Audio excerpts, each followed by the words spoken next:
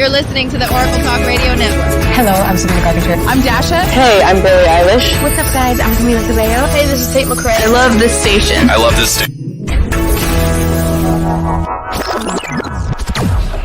3, 2, 1. Welcome to In the Know with Jenny. Get ready to join us on a journey of discovery. Our fearless host is breaking down barriers and tackling any topic with boldness and wit. From relationships to personal growth to the latest headline, no subject is off limits. Each episode, Jenny shares her unique perspective and leads thought-provoking discussions on everything from political mayhem to pop culture and beyond. You'll be entertained, educated, and inspired with each new episode. So, grab a cup of coffee, lace up your sneakers, or just sit back and relax. It's time to get in the know every Wednesday. In the Know is more than just a radio show. It's a movement towards a better future for all. Our mission is to empower and inspire our listeners to take action. Dream big and make a difference in the world. Challenge the status quo and delve into the depths of the human mind and spirit together.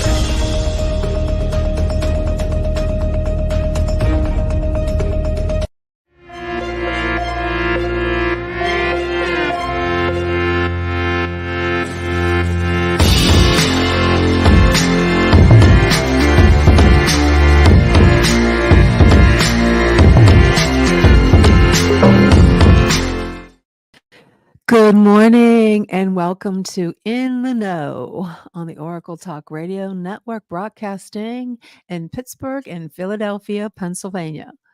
Well, folks, we have a lot to cover today. There's a lot of news. I'm telling you, there's a lot of news today, from political mayhem to what's going on TikTok. There's a lot of earthquake talk on TikTok, Gregg Verdict, and the latest diet trends. I'm going to tell you, we have a special guest today coming on in about 20 minutes, Nick Howarth. I hope I'm saying his name right, from Best Body Health. He's a coach, and he's going to help us, try to figure out what is legit, what is healthy, and what is not. But before we get started, I wanted to discuss the little bit of political stuff that's going on. There's a lot of controversies and making the headlines today. So there's a lot of different developments. It's going to affect our daily lives.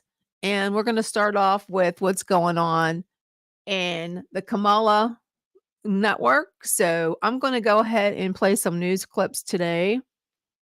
And I have a producer, but for some reason, he's not here. So I don't know where he's at, but that's not a good thing to do. But let's go ahead and see if I can pull up some of this stuff. I hope you can hear it. So if there's anybody out there listening, if you could tell me if you can hear some of these news clips. I'm going to turn the sound up pretty loud. And the first one is Camilla. She wants to eliminate the filibuster.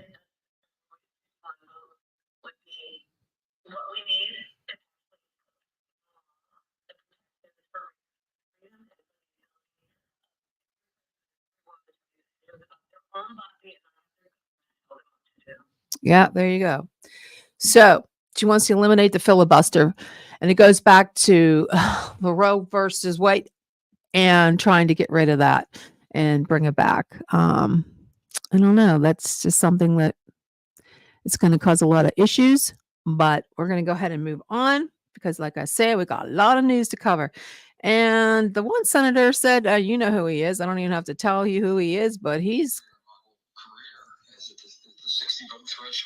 not going to do it.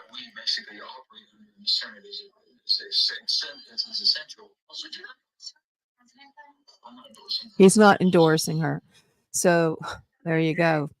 So that's something that's positive on the conservative side.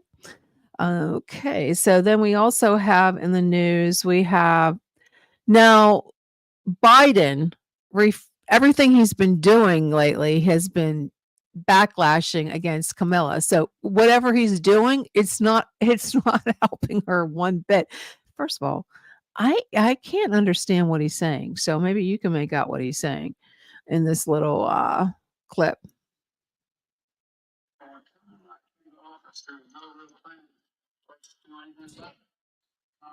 He has no plan. Policy focus on growth.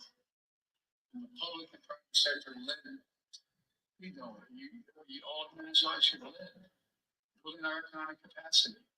Together we've proven the strong middle class, thriving innovation and manufacturing, the key to winning climate here at home and abroad. Yep.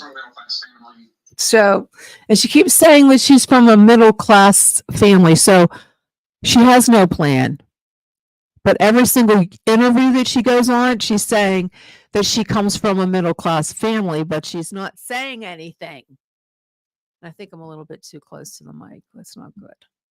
I apologize. I get a little carried away. So then another news is that there's more issues about the assassination attempt on President Trump. Okay. Now, their drone specialists didn't know how to even use a drone. They had to call tech support. So that's really not a good thing. Experienced drone agent who'd only gotten 1 hour of informal training on how to operate it. He was trying to put it up, had to call a toll-free number, presumably at the manufacturer, about how do I run this thing? So apparently the shooter was smarter than the Secret Service because the shooter ran his drone up about 2 o'clock in the afternoon, and that would have been detected and stopped. The errors are just, legion, but here's the big errors. Roof left unattended. Nobody knew anything about it. But a couple of minutes, 90 minutes before this, they see a suspicious guy with a big backpack, big enough to basically fold up and put a semi-automatic weapon in. They see him with a rangefinder. Enough to stop the proceedings. That alone, if you cannot find him and interview him and you lose him, it's enough to stop the proceedings. But with 3 minutes to go, 5 minutes to go, 6:06, the shooting's at 6:11. At 6:06, people are yelling, man on a roof, man on a roof, pointing to the roof. The police at 6:08 are yelling, man on a roof, man on a roof. They're running with guns drawn to the man on the roof. And at this point, there's a broadcast, man on the roof, to everyone in the control tent. Do they get the president off the stage? Nobody says, take the vice president, the former president off the stage. Nobody does the one thing you should automatically do when a man is on the roof and you see a potential shooter. They didn't do their job. Nope, they didn't do their job. And that's really disheartening because this is the people who are protecting Donald Trump. And then the Secret Service, they didn't even know how to use their weapons, how to take them out of the holster. Remember that. This is what's going on. And this is really scary that this is the kind of people we have protecting Donald Trump and all the people out there. And there was another attempt. I have it here. There's a hearing today regarding the Iranian threat. So not only do we have to worry about people on the home ground, we have to worry about Iran, and that's really scary. Let me see. Where's that clip at? This is a credible warning. Communication, security, and allocation of resources for that Butler rally. So that was, foreseeable. yeah, they were going back to that one. I had a clip for that one regarding Iran. And I don't see it here anyways, but there's a credible threat. I'm reading, there's a credible threat to President Trump from Iran to cause havoc on the United States and our people. So that's just not good things. But before I go on, and I just want to do, because our guest is going to be coming soon, I wanted to talk about, this is a good one. Jillian Michaels went to Congress the other day because she says Americans are getting too fat. too fat, and they're poisoning our food. They're poisoning our food. So here's a little bit of that. This year, we had food activists like food babe and Jason Carp, when she held up a bag of Fruit Loops, which we don't want our kids eating anyway. We're aiming for such low-hanging fruit. She said, this is what they give the kids in Canada. These are the Fruit Loops, and it's colored with things like beet juice. And here, they're all artificial food dyes. Why is that? So they're poisoning us, and there was a TikTok video regarding that they had a box of Fruit Loops from Canada and a box of Fruit Loops from our stores. They have all these different chemicals in our food, and there's all these different dyes, and in Canada are using beet juice, fruit juices to color the foods, the Fruit Loops. So basically, United States FDA is poisoning us. This is another thing that we have to worry about. And she's complaining that the American population, all the celebrities are using Ozempic, Wegovy, all the semaglutides to going to the fast tracks to lose weight.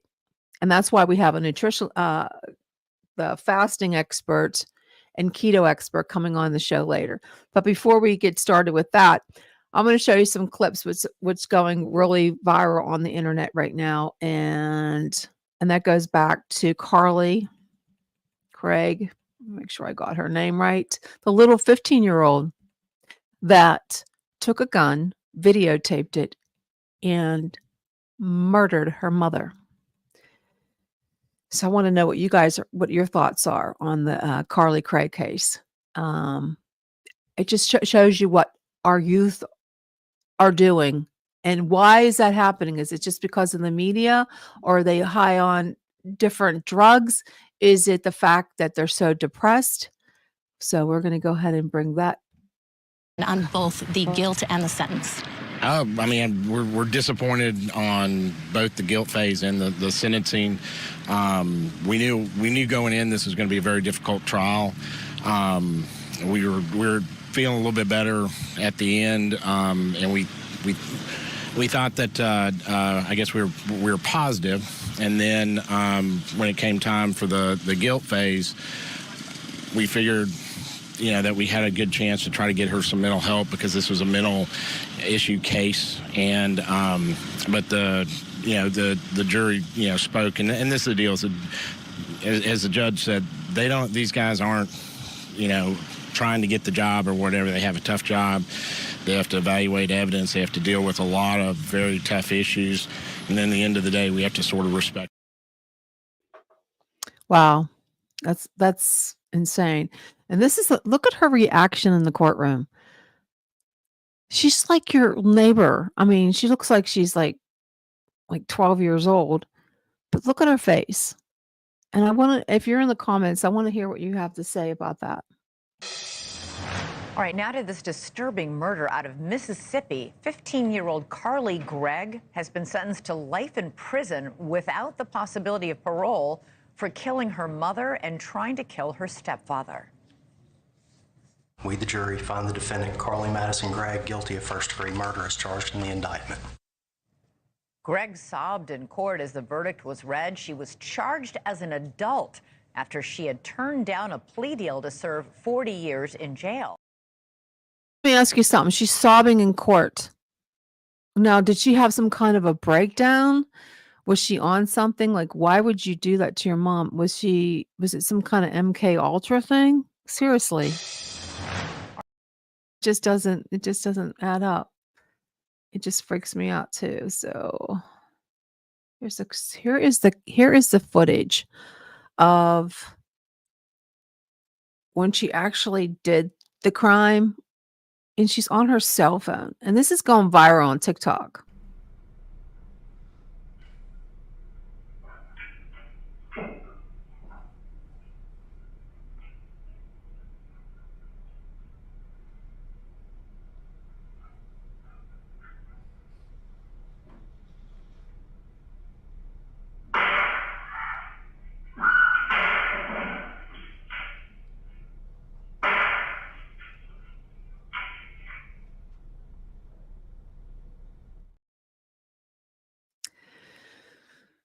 That's hard to take in. It really is. It's hard to take in.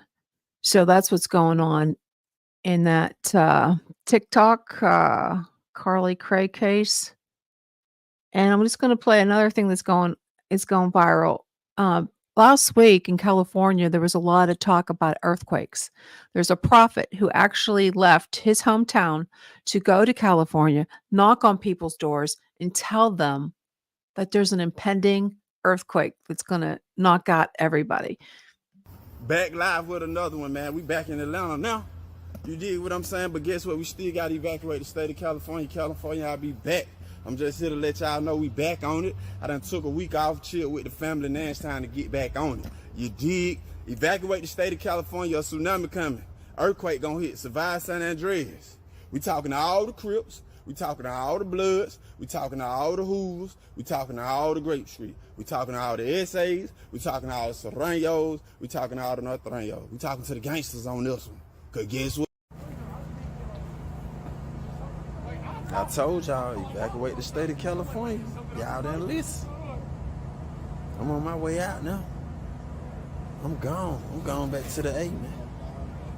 You know what I mean? But I just want to give a big shout out, man, to all the high schools, middle schools, and elementary schools, and all the baby mamas, and all the pregnant women out there, and all the gangbangers, and all the Mexicans, and Asians, and everybody that's in the state of California, man. I love y'all, man. Drew X, man. I did it for y'all, bro. All them videos y'all seen me post, I did that for y'all. I didn't do that for me. God told me to come do that, and I did it. Some people listen. Some people did. Some people know. Some people don't even know that I was out there. They don't even know what's going on. Just want to let y'all know I love y'all. I gave my all for y'all, you hear me? I gave my all for y'all, you hear me? Drew X, I'm out. Evacuate the state of California. That's what's going on for 2 weeks. Now, he was sort of right. I mean, there was some earthquakes, but not enough to cause any significant damage. So are these prophets, where are they getting their information? Dreams? They're happening, though. The earthquakes are happening. So I'd love to hear what your thoughts are for next week. So send me a comment, direct message me on what you think's going on. Going into our next segment is health and fitness. And myself, I have started my journey again because I've put on a lot of weight. I am in very bad shape when it comes to pain. I have 4 autoimmune diseases. I have rheumatoid arthritis. I have Sjogren's. I have Hashimoto's. What's the other one I have? I have another one. But I also have stenosis. And I started my journey probably 10 years ago when I started doing ketogenic diet. And I did that with some success. But then when I found Jason Fung's fasting, it really took off. But I fell off the wagon. I fell into peer pressure, family gatherings and, whatnot, parties and picnics. And here I am again after I don't know how many times I've tried it. But I've been tempted to do all the other stuff, the Ozempic and all that. But because I have thyroid issues, I have Hashimoto's, I'm not going to do that. But let me see what my intern put up here. Let me see if these are talking about In order fasting. to explain how the ketogenic diet works, I must first explain the basic workings of the body's metabolism. Your body has 2 opposing biochemical pathways promoted by the peptide hormones insulin and glucagon. Think of them as the yin and yang of your metabolism, where the goal is to balance your blood glucose levels to maintain availability of energy for your body's cells. Insulin's job is to lower blood sugar levels. It does this by promoting the uptake of glucose into cells. Once glucose is absorbed into cells, it can undergo glycogenesis or lipogenesis. Glycogenesis is the process by which glucose absorbed by cells is converted to the polysaccharide glycogen, and lipogenesis is the process by which glucose is converted to triglycerides, in other words, Fat. Glycogenesis occurs in skeletal muscles. It's like a science lesson. I'm not really. I probably should have looked at that first, but let me see what else he's talking about here. But your timing decisions. Well, one popular food scheduling plan that has sprouted in recent years is that is the fasting part. So let's just listen real quick with that, and then I'll bring on my guest. But your timing decisions. Well, one popular food scheduling plan that has sprouted in recent years is intermittent fasting. The concept of intermittent fasting is all about adjusting your eating schedule in a way where you basically eat breakfast, lunch, and dinner all within a window of time. Maybe we can call it Linnerfest or Brunchner or whatever. The window is typically 4 to 8 hours long. The other 16 to 20 hours of your day are spent fasting, where you're eating no food at all and the only thing you can consume is water or in some cases black coffee. The idea of fasting is actually really old. In fact, there's a good chance that the religion you might be practicing has some form of fasting period. So why is fasting a good idea? The most important aspect of fasting in a physiological standpoint is that it helps reduce insulin levels in your body. Insulin is a primary hormone responsible for the conversion of your glucose molecules or sugar into fat. When you fast, you consume less sugar and insulin levels drop, but your body wants to maintain a certain level of blood glucose to make sure you have energy readily available in case you need it. And out comes insulin's mortal enemy, glucagon. Now, glucagon does the exact opposite of insulin, where instead of taking glucose and converting it to fat, it takes fat and converts it into. I want to show you this video because it goes back to Ozempic, and there's a lot of talk about the Ozempic face. So this guy's really cool on TikTok, and I follow him, and he's going to show some pictures, I believe. Yeah, let me play. So this is wild. In Hollywood right now, you are seeing a lot of celebrities losing weight, right? And they're using a supplement called Ozempic, correct? And you're seeing these celebrities' face start to look sucked up like this. Let's have a look at what they're calling this Ozempic face, but there's something a little more crazy to this story. It's not that they're saying it might not actually be what they're saying. But let's have a look at what they're looking at right now. Check this out. So they're saying that these celebrities are, you see that the before and after, right? But they're calling it Ozempic face, meaning they got on Ozempic, they lost weight, and now their faces are looking pretty scary, right? But that's not the crazy part. There are whispers, and you guys are going to understand this.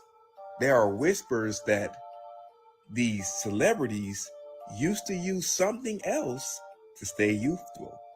Okay. They were using something else to stay young, but that island got shut down. Okay. That's a good one, Now, huh, do guys? you know what I mean? Who knows what they're So this doing, might huh? not actually. I wonder what they're doing, but I love this show. Okay. I'm going to go ahead and bring on our guest. And I want to make sure I have his bio so I don't mess it up. Okay, I'm going to introduce our special guest, Nick Howarth. I hope I'm pronouncing that right. Founder of Best Body Health Coach, BBHC, established in 2013. And we're going to discuss the latest trends and hopefully hit keto and fasting and Ozempic. And he's an expert in, according to my research, and the ketogenic diet, and he has transformed thousands of lives through his health program. So I'm going to go ahead and bring him on without further ado. Thank you and welcome to In the Know, Nick. Am I saying your last name correct? Howarth, yeah, because correct, Howarth. Well, Howarth. Okay. So tell Howarth. me, how did you get started in this? Well, I grew up as a sportsman. I was actually an international sportsman as a youngster. I was a track athlete, and I always kept fit. When I got to my mid-40s, I started piling on the weight. Didn't matter how much I exercised, and I thought, okay, there's something wrong here. I never really understood diet, so I decided to have a look into it. And I found a book that was written in 1862 called A Letter on Corpulence, which means a letter on obesity, written by an Englishman called William Banting. And in South Africa, we call keto Banting. It's named after this guy. So I read this book and I applied what he said in this book, and I lost 30 pounds in 3 months, and I was down to my high school weight, and I was quite happy. I was competitive as a sportsman again. So yeah, that's how I got started, was to handle my own weight. I think I would have had some serious health issues today had I not changed the way I ate. You found it in a book from 1800s. From the 1800s, 1862, probably the first book on diet ever written, I think. Wow. And the reason why I liked it was because it was simple and it had no hidden agenda. It wasn't a Facebook hype or a TikTok hype, or, you know, it was just like, straight up, man, this is the deal with how you're supposed to eat as a Homo sapien, you know? Mm-hmm. So what do you think about the Ozempic thing? All right. So Ozempic is, the guy in that video was talking about it being a supplement. It's not a supplement, it's a drug. Mm-hmm. It's created from chemicals, and it is literally a chemicals that mimic natural substances that can do the same thing, which is enhance the GLP-1 hormone, which the GLP-1 hormone then holds food for a longer time in your stomach, so it's digested slower, which is the main thing that curbs hunger. Now, the trouble with Ozempic is that it comes with a package. It does do what it says it will do. It will reduce insulin levels. It will enhance insulin sensitivity and all of these things, but it comes with a package. And I think there are better ways of doing it. And the other thing that people have to look at when they're looking at GLP-1 enhancers, specifically the more chemical versions of them, is that it's not necessarily going to make you healthy. There are still foods that you're going to be eating which have carcinogens or cancer-causing elements in them. It's not a health thing, it's a weight loss thing. And that's, I think, where this whole industry has got it wrong. The whole GLP-1 enhancer industry, whether it's natural or whether it's the chemical route, that you've got to look at it from the point of view of, okay, so you're thin, but you have all these medical issues, you know. Yeah. I mean, and are you going to be on the stuff for the rest of your life? Because if you're not, you're literally going to pile on the pounds at a much faster rate than you were before taking it. Yeah, that's what I'm figuring. They're going to have to stay on it for the rest of their life, and it's so expensive. I mean, yeah, what is this, $1,000 a month? Something like that, $1,500 a month or something like that. Yeah, it's incredible. Yeah, and it's something that you can't sustain. Okay, so now tell me, for those unfamiliar with the ketogenic diet, and I try to get those videos, but it's too much technical stuff. Something that like somebody like me can understand. I know pretty much what it is, but for someone listening out there on the radio, give us a brief overview of the ketogenic diet and how it works. All right, so let's start when we've got these Homo sapien bodies which have been around for about 200,000 years. They were designed to eat a certain way and to eat certain foods and at certain frequencies. So 200,000 years ago, we were definitely not having 3 meals a day. We were definitely not eating ultra-processed foods. We were probably eating, if we were lucky, once a day. And that meant that our pancreas, which is what creates insulin, was to work at a certain rate, and that's what it was designed to do. Now, coming into like present time, you have people eating loads and loads of sugar, of ultra-processed foods, which are addictive in themselves and have all sorts of health issues. So the ketogenic diet comes in, and the reason why it is so healthy, when done right, that is, there's a lot of ketogenic diets out there which miss a lot of fundamental parts of being in ketosis. So why it works is because you're bringing your glucose levels down to a acceptable level, and you're keeping it linear. So it's not jumping up and it's not jumping down, because that's unhealthy. Anything like that that's unstable is unhealthy for the body, which then eventually your pancreas catches on and starts to produce insulin at the same rate to handle the amount of glucose in the blood. Now I was watching that video earlier. There was a missing part that they were explaining there about insulin, because insulin is extremely important when it comes to ketosis. So insulin has two major roles in the body. The one is to take excess glucose, and remove it from the blood. So you're meant to have about half a teaspoon of glucose in your blood at any given time. That's what you need to function with. So now, let's say you drink a can of Coca-Cola, and it has 27 teaspoons of sugar in it. What is that going to do to your blood glucose? It's going to raise it, through the roof. And some people drink 3, 4, 5, 6 of these fizzy drinks a day. And insulin levels have to try to keep up. And this is where the problem comes in, is that the second function of insulin, it's like a key that opens up the cell and drives nutrients into the cell in the form of, if you're eating carbohydrates, in the form of glycogen.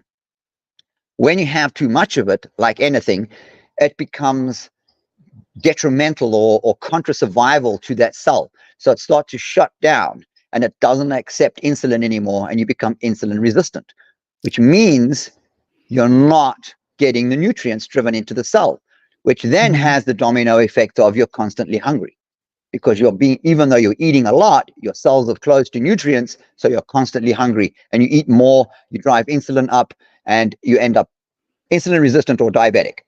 So the ketogenic diet reverses that and takes it all the way back down to a very linear level.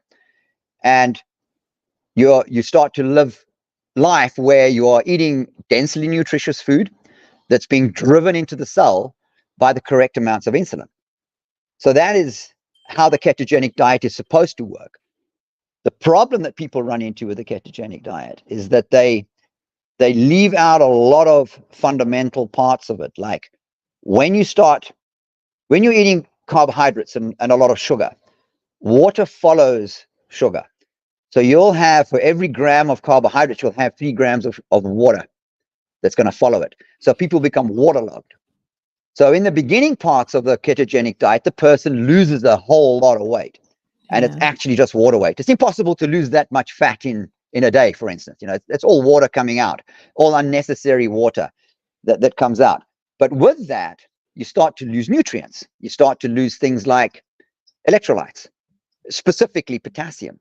And people become very low in potassium levels. You're meant to have double the amount of potassium than you have sodium. And that's one of the major problems in the Western diet, it's the other way around, which causes high blood pressure and all sorts of other issues. The other thing that starts to happen is when you are in ketosis and you're using fat as fuel, you start to metabolize fat. It uses B vitamins to do that.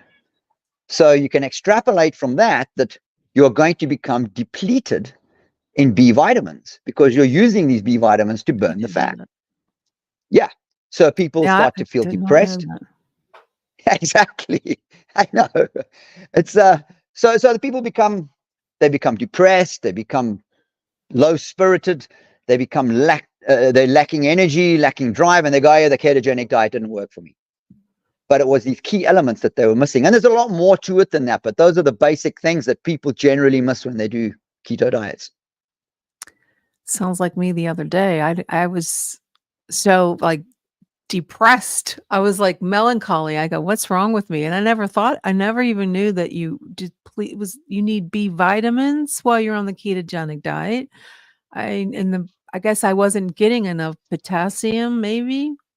Yeah. I don't know. All of these things. So what are the key benefits? Okay, particularly for weight loss when we're managing, I have tons of autoimmune diseases. Is it going to help me manage them better?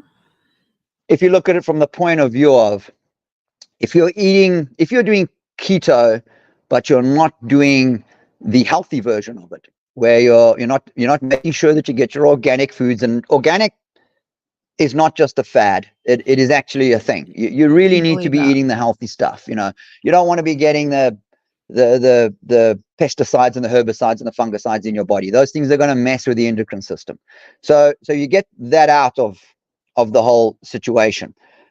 But if you think about how do these autoimmune diseases start? How do all these health issues start? How do you get high blood pressure? How does your cholesterol get out of whack? Not that that's even really much of an issue, but people think it is.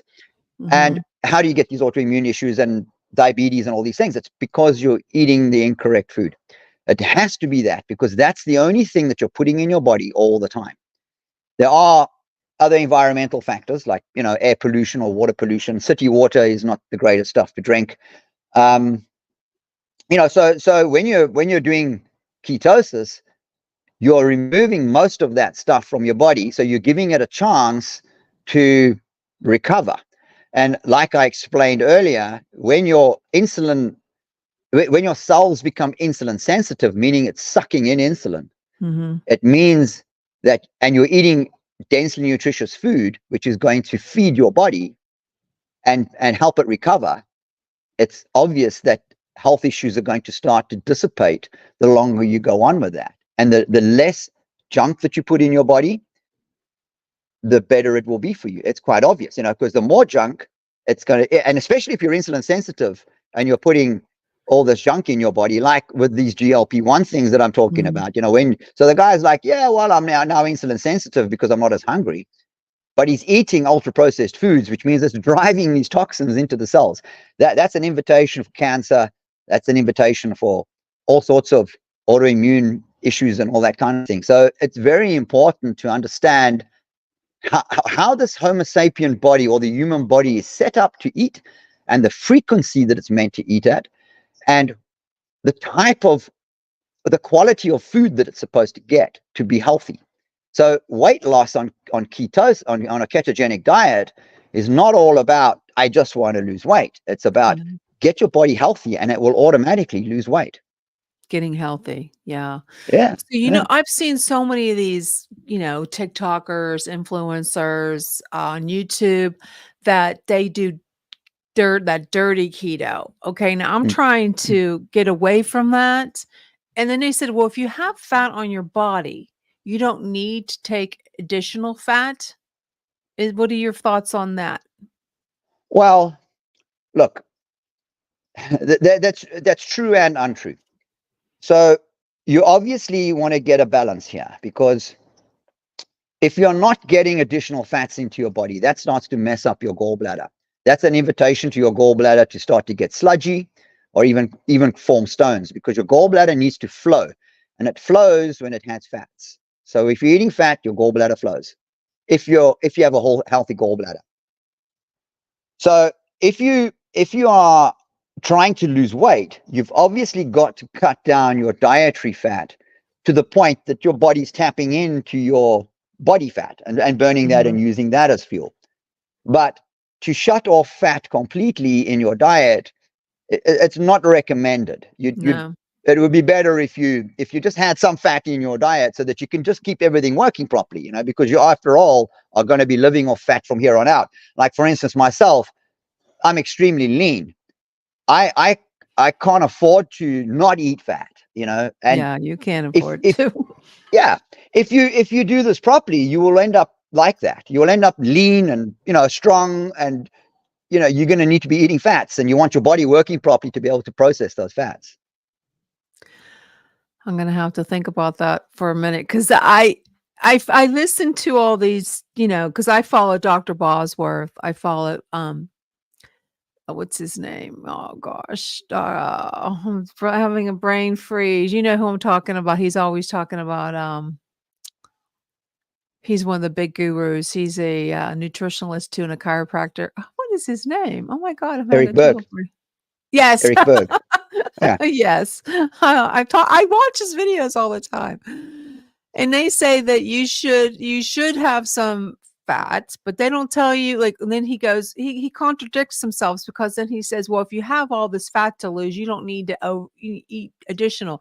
Now, for myself, I was following I was having 2 tablespoons of fat with each meal, and I thought I'm gonna get fatter. So I dropped it down to like, I don't do like the coffee with all the MCT oil anymore. What else was there? The sardines packed in oil. I've been getting the packed in water. Brian, So it's you don't know which way to go. I don't know. Sometimes I get confused. And how do you put the fasting into the ketogenic diet, or do you just eliminate that? Absolutely. I mean, on our program, we don't force anybody to go into fasting. It depends on the individual. You know, so some people, if you're extremely insulin resistant, if you come into a ketogenic program and you're very insulin resistant, you're going to struggle fasting. So, like for instance, we have guys who need to fast for a health issue, and they would come in. They would come in, and we would prepare their bodies to do a fast. And you have to do that by getting them insulin sensitive. So you've got to start them off with their 3 meals a day with no snacking. And then you get them into 2 meals a day with no snacking. And generally, as the person improves, he becomes less hungry.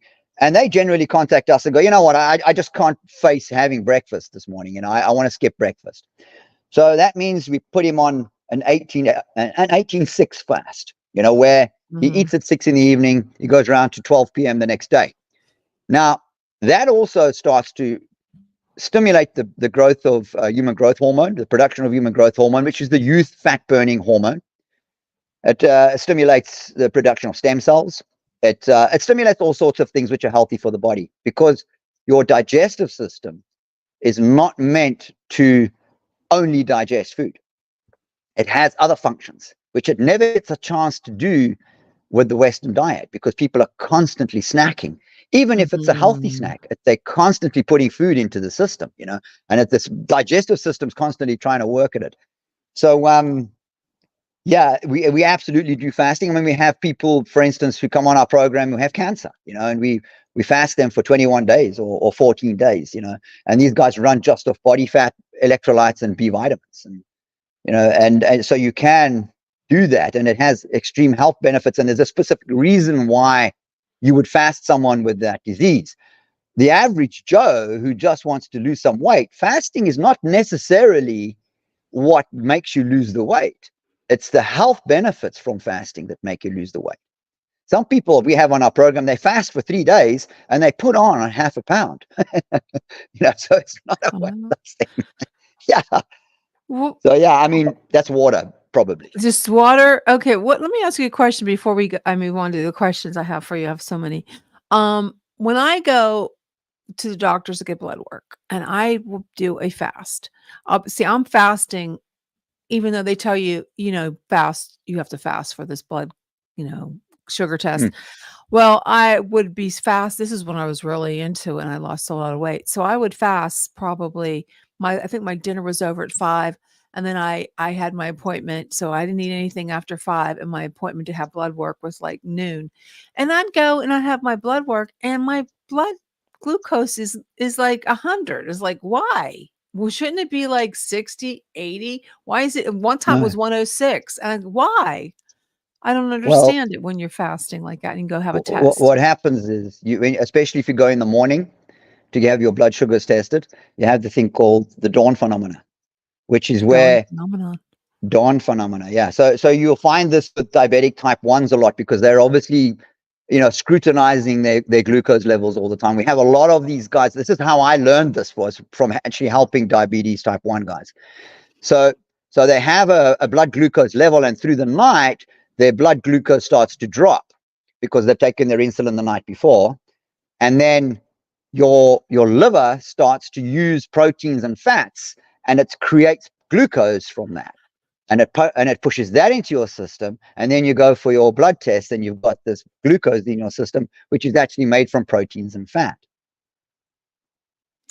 And she told me I was pre-diabetic. I go, what do you mean I'm pre-diabetic? You know, I fast every day. I do keto every day. Well, how can I be pre-diabetic? Well, because your numbers are above 99. And I said, well, I don't understand. And she couldn't give me the information. You know, she couldn't well, I don't know. We'll do A1C, and my A1C was perfect. So Yeah, exactly. I don't So know. that's the reason for it. So I wouldn't be too concerned about that. Okay, and you've helped. Give me some examples of how you help people who had health condition. Give me some examples. All right. So we had this guy about 2 years ago in Sweden. He had to go for open heart surgery. He was obese, diabetic, the whole thing. And he came onto our program so he could lose weight in order to get the surgery. And we put him through the 60 days, and he went back to his doctor, and they canceled his open heart surgery because the condition had alleviated to the point that it was no longer needed. Wonderful. I mean, the diabetes type 2 cases are endless. There's too many to mention where we've reversed that. There are certain things that I can't mention because the establishment would come down on me, and I'd probably get dragged out of my house in the middle of the night because of helping people naturally. But we've helped a lot of people with those kinds of things too. We had a lady who came in. This is just a random thing where she wanted to just lose some weight and get healthy, and she had a cyst under her arm that she'd had since she'd had her third child, and it was this duct that was blocked. And the doctor said, no, it'll never go away, just live with it. And she never even told us about it in our interview with her, because it was just something she thought, well, I'm going to live with this, this big cyst under her arm. And about 3 weeks into the program, she said, oh yeah, so that cyst under my arm is completely gone now. I was like, well, what cyst? And she was like, no, I had the cysts for 3 years since I had my third child. And the doctor said it would be there for the rest of my life, and it's gone now, Wow, so that's amazing. Yeah, I mean, it comes back to the nutritionist, the densely nutritious food getting driven into the cells and repairing the body. It boils down to that. And it fixes your mitochondria. Is that what they say? I'm not really sure if I'm even saying it right. Now, mitochondria. Yeah. Talk about my body's so inflamed. Okay, so because I have all these issues.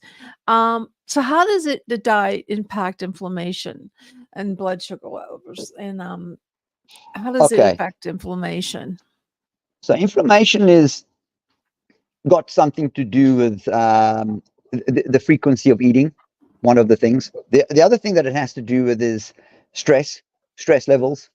So if a person is stressed out, cortisol, high amounts of cortisol can cause lots of inflammation. So for instance, on our program, what we would do with someone who has inflammation is we would put them on a specific regimen of food and supplements that would reduce cortisol, chill the guy out, and I mean, a week, 2 weeks, the inflammation is gone. You don't have that inflammation anymore. I mean, that's kind of a standard thing, So it's definitely caused by stress or something that you're eating. So it will help alleviate the pain that goes with the inflammation. Oh yeah, well, when the inflammation goes, the pain goes. I mean, inflammation is really just painful because it's pressing on nerves. So when that inflammation goes, it's not pressing on those nerves anymore. Things like arthritis as well. These calcium deposit issues. So they all have something to do with arthritis. I heard you say that. It has something to do with stress levels. It has something to do with calcium deposits and your body not processing the calcium because of other deficiencies which are caused by stress. So I think most of my inflammation is caused by stress. Maybe. Yeah, which is causing some kind of deficiency, and the inflammation is a result of that. So if we put ketogenic with the fasting, we're going to see some positive outcomes. Absolutely. And Absolutely. I mean, there's no doubt about that. It's not an opinion. It is something that has been demonstrated over and over and over and over that is the case. Ketogenic diet and intermittent fasting fixes the body. Yeah, and some of the misconceptions about keto are like people think that they're going to get heart disease, their cholesterol is going to go up. Is that true? So Or okay, so let's have a look at cholesterol then while we're talking about that. So you have all these frightening stories about LDL being high. Now LDL, it's like, if it's high, what does that mean? What is LDL? Does anybody really know what LDL is? It is a particle, which is a protein particle, which is in a shell that is way too big to cause you any problems. So, and you also have to be eating the standard Western diet for it to cause you problems, if it was ever going to, because your body creates probably 80% of the cholesterol. The rest of it comes from diet, but your body creates what it needs to fix parts of the body. So if you have arteries that are hardening and you have arteries that are inflamed, the cholesterol is going to try and fix it by packing up on it like a Band-Aid. Now, LDL and HDL are way too big to be able to do that. Those have other functions in the body. They help create bile. They help with all sorts of other things. There's one type of cholesterol called SDLDL, small dense lipoprotein. That is the one that needs to be measured. So you have to get an advanced lipid test, an advanced cholesterol test, to be able to see your SDLDL. That is the one that is small enough to cause you problems if you're eating badly. If you're eating correctly, like the ketogenic diet, where you don't have any sugar or carbohydrate type stuff, or chemicals that are going through your arteries, which are going to cause damage to them, the cholesterol won't pack up in those areas. Well, that's something to think about. So when you don't have to worry about, because I know my doctor, I have a cardiologist, because I go into, sometimes I get SVTs, and I found out one time I got SVTs. It's right after I started doing keto again, after having a sugar weekend. And then a couple of days later, I started getting SVTs, and I thought, is this from keto? Is this from keto? And so I called my doctor, and he said, well, it depends on what you're eating. He said, stay away from the eggs. And I'm thinking, I thought that was a big lie with the eggs, having so much cholesterol. What do you think about eggs? I think I would never take nutritional advice from a doctor. They're not nutritionalists. They don't know anything.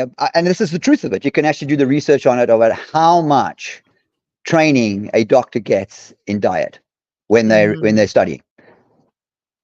5 hours max in the entire time that they're there.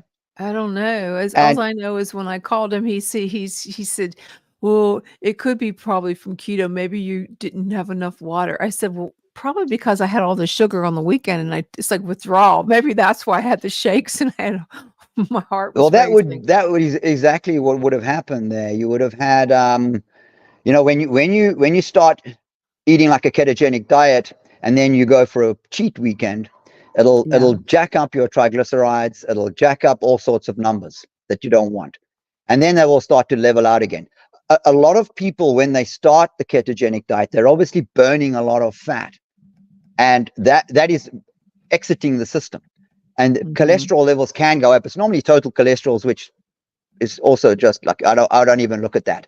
So you have the cholesterol levels going up, but it's not the dangerous cholesterol. If it becomes the SDLDL, yeah, we need to look at that, but it's very, very rarely that one. So when you start the ketogenic diet, you may find your cholesterol levels going up, but is it really dangerous? That's the question. But they will come down again the further you go along on the ketogenic diet. They will come down and they will level out. So you've worked with thousands of clients. What are some of the memorable clients that you worked with? And does the personalized coaching, does that really help with somebody, or can you do it on your own? Yeah, that's I believe that the success of our program is because we have coaches that care. I mean, we're very selective who we select to coach our clients, and it has to be someone who really, really wants to help. And we're in communication with our clients 6 or 7 days a week. Some of our coaches go 7 days a week, every week, week in and week out, and they're in communication every day, coaching these guys, spurring them on, giving them the information that they need for anything that comes up. Like, for instance, someone starts the ketogenic diet and they go get their cholesterol tested. They go, "Oh, my cholesterol's high." Oh, all right, here's the data on that. So the personal coaching is absolutely the key factor. It really is. We get these guys. I mean, we're living life out there, and there's a lot of temptations, and there's a lot of friends and who want you to come out and have a piece of chocolate cake or carrot cake or whatever it might be. Come on, just one, and you're like, yeah, okay, But if you're accountable to someone like a coach who's been so nice to you and has been helping you all this way, you're like, I don't want to disappoint this guy, So it is absolutely the way to go. I mean, I've got a guy currently in Ohio who is on my program. He's the nicest guy, and he was quite a big guy, and he's lost over 50 pounds now. This guy, and he's like totally into this. He's That's totally great. into this whole health drive, and he's absolutely got it. And that is also part of the coaching, is we try to give the person the knowledge that they need to be able to continue with this and be healthy. It'd be like after they've done our program, for instance, so they get to the end of it and they go, yeah, I have a toolbox now full of information where I can continue this on my own, So give me some tips for our listeners that want to learn a little bit more about the keto. What would you suggest? I would suggest, stay away from your Facebook keto gurus and your TikTok Facebook gurus. Go to someone who genuinely knows and lives it. They need to. You need to be in the hands of someone who really cares about you, and also in the hands of someone who is doing it themselves 100%, not someone who's just a mouth, giving you advice. That'd be the first thing. The second thing would be, if you don't want to go to someone to get coached, just cut out the sugar, cut out the grains, make sure you're eating healthy fat, and stay away from the ultra processed food. Educate yourself on ultra processed foods. If it's in a packet or in a box, it's probably bad for you. Don't eat it. Absolutely. So how can people that are interested, our listeners, in your health program, and how can they get in touch with you? They can email me. It's Nick, N-I-C-K, at bestbodyhealthcoach.com. Okay. Or they can just go to our website. Yeah. I'm going to give you a Best Body call, Health. probably. Yeah, absolutely. I mean, I've never had anyone get to the end of the program saying that was a waste of money. My biggest thing is not so much to lose weight at this point in my life, is to get so I can be active and be involved with my grandchildren and go to the beach with them and keep up.